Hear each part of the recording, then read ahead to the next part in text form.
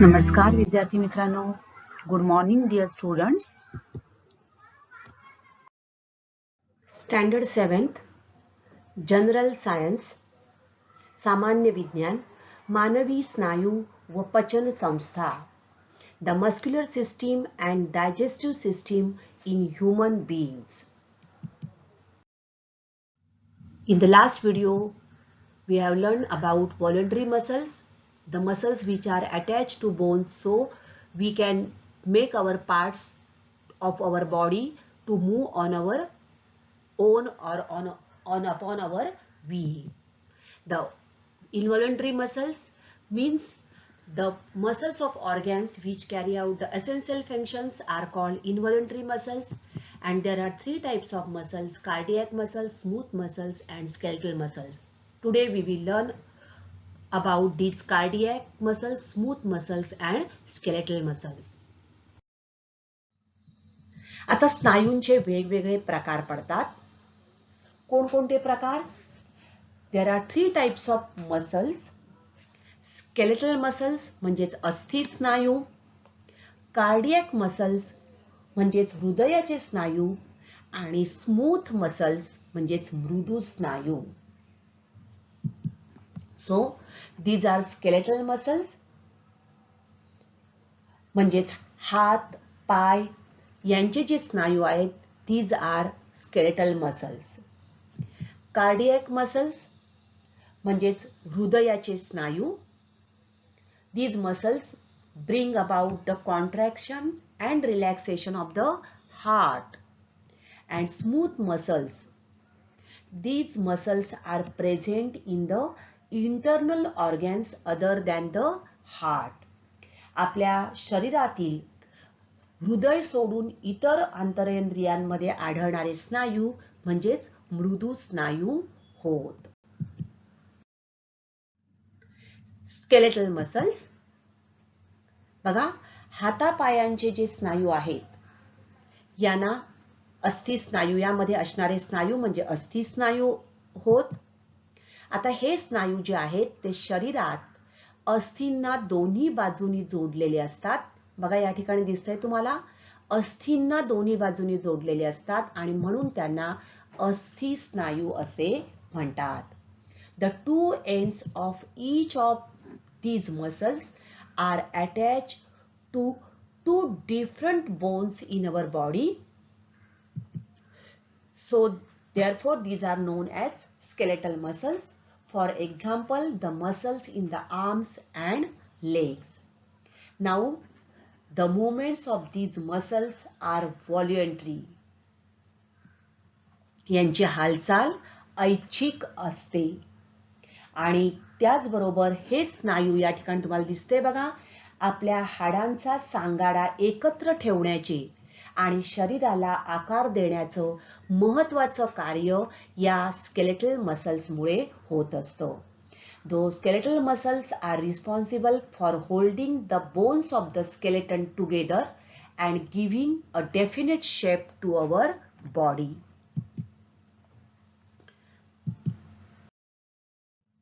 Cardiac muscles, हृदयाचे स्नायू.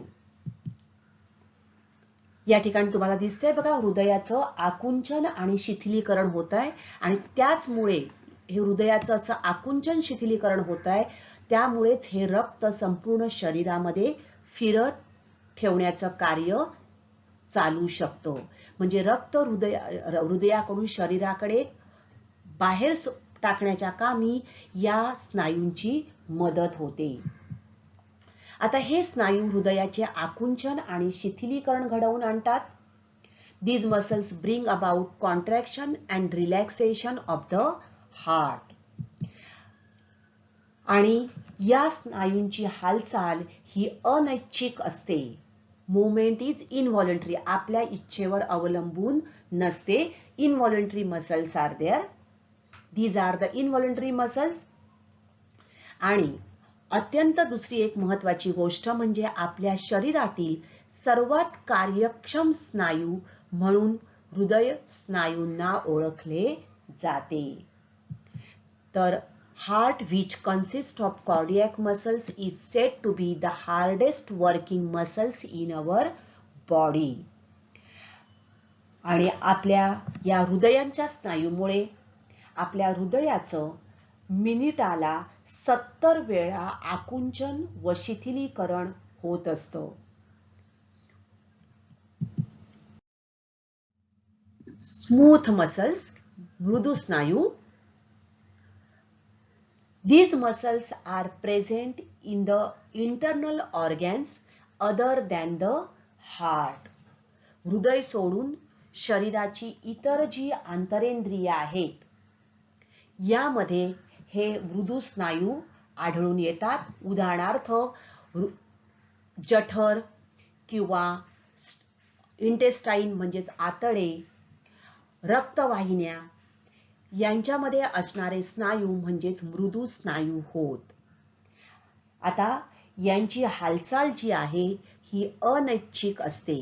Movements R इनव्हॉल्युंटरी and slow, आणि अतिशय सावकाश अशी त्यांची हालचाल होत असते.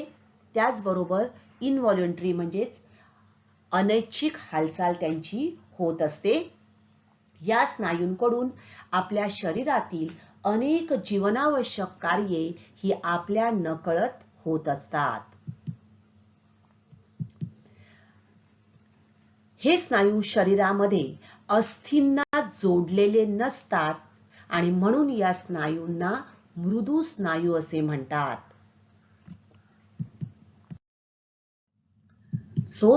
शरीरातील इतर आंतरेंद्रियांमध्ये आढळणारे हे स्नायू म्हणजेच मृदू स्नायू होत.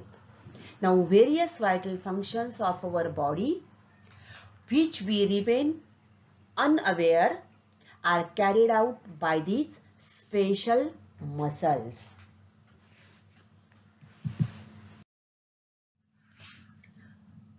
तर अशा प्रकारे आपल्या शरीरामध्ये आढळणारे हे 3 प्रकारचे स्नायू, skeletal muscles, cardiac muscles and smooth muscles. तर आपल्या शरीरातील हे स्नायू नेहमी गटाने कामे करतात.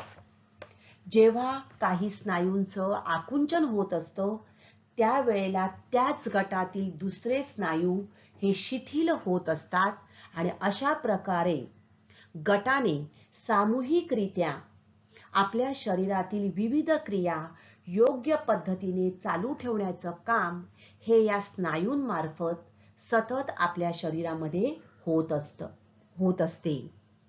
बघा, आपल्या नकळत सुद्धा आपल्या शरीरामध्ये या स्नायूंची कार्य चालू असतात. तर अशा प्रकारे ऐच्छिक आणि अनैच्छिक स्नायूंच्या मदतीने आपल्या शरीरातील अस्थि स्नायू, हृदयाचे स्नायू आणि मृदू स्नायू विविध प्रकारची कार्ये करत असतात. तर या स्नायूंचं कार्य कसे चालते? तर आपल्या शरीरामध्ये असंख्य स्नायू आहेत. सांध्याच्या हालचालींसाठी व त्यायोगे आपल्या शरीराच्या हालचालीसाठी हे स्नायू जबाबदार असतात. So muscles move by shortening their length, pulling on tendons and moving bones closer to each other. स्नायू म्हणजेच गरजेनुसार आकुंचन प्रसरण पावणाऱ्या असंख्य तंतूंची जणू एक जुडी असते, एक बंडल असतं. स्नायूंमध्ये असणाऱ्या ॲक्टिन, मायोसिन या आकुंचन प्रसरण पावणाऱ्या सूक्ष्म तंतूंमुळे स्नायूंचे कार्य चालते आणि या सर्व स्नायूंवर आपल्या मेंदूचे नियंत्रण असते. तर स्नायूंना आदेश देण्यासाठी व त्यांच्यातील संवेदना मेंदूपर्यंत पोहोचवण्यासाठी मज्जातंतू कार्य करतात. बालमित्रांनो, स्नायूंच्या मदतीखेरीज आपल्याला आपला डोळाही उघडता येणार नाही की इकडची काडी तिकडे करता येणार नाही. रक्ताभिसरण, श्वसन, पचन या मूलभूत क्रिया सुद्धा स्नायूंच्या या सतत चालणाऱ्या आकुंचन प्रसरणामुळेच होत असतात. त्यानंतर पुढे बघणार आहोत आपण द्विशिरस्क स्नायू, बायसेप्स. आपल्या दंडामध्ये असलेल्या हाडांच्या वरच्या बाजूला असलेल्या स्नायूला द्विशिरस्क स्नायू असे म्हणतात. या ठिकाणी दिसते तुम्हाला बायसेप्स. कुठे आहेत?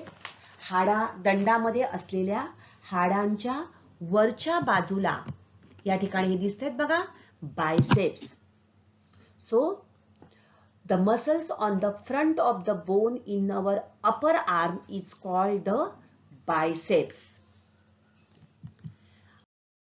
आणि त्रिशिरस्क स्नायू, triceps. The muscles at the back is called triceps.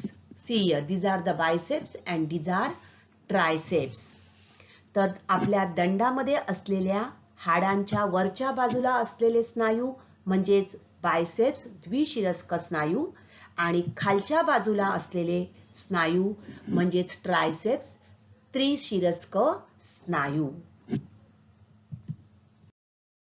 आणि आपल्या शरीरामध्ये असणारे विविध ठिकाणचे स्नायू बघा, चेस्ट मसल्स, छातीचे स्नायू, त्यानंतर त्रिभुजाभ, डेल्टॉइड, बायसेप्स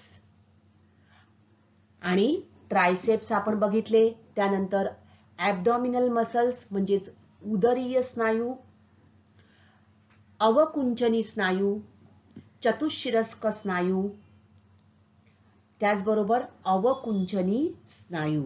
तर आपल्या शरीरात अशा प्रकारे विविध ठिकाणी विविध प्रकारचे स्नायू कार्य करत असतात आणि आपल्या शरीरातील विविध क्रिया योग्य पद्धतीने चालू राहू शकतात. तर आपल्या शरीरामध्ये चालणाऱ्या या विविध क्रिया या स्नायूंमार्फत चालत असतात.